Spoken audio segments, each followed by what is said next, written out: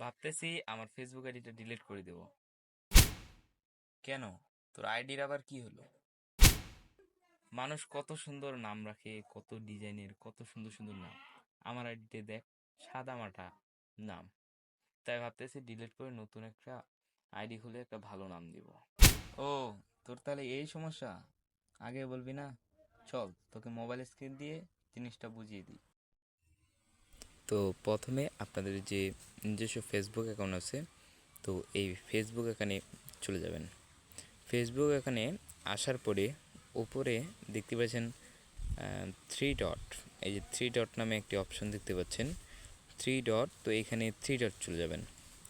তারপর এখান থেকে সিম্পলিভাবে উপরে দেখতে পাবেন সেটিংয়ের আইকনে একটি ক্লিক করবেন। তো সেটিংয়ে যাওয়ার পরে এখান থেকে পার্সোনাল ডিটেলস যে নামে অপশনটি রয়েছে সেটাতে একটা ক্লিক করবেন।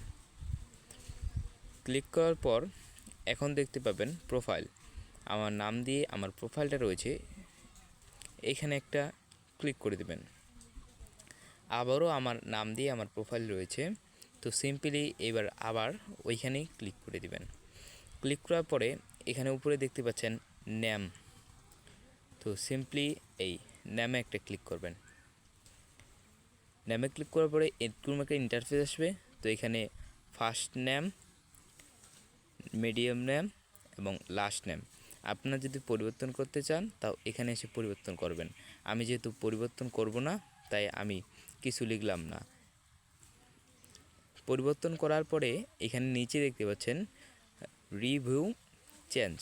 তো এই রিভিউ চেঞ্জে একটি ক্লিক করলেই নামটি সেভ হয়ে যাবে।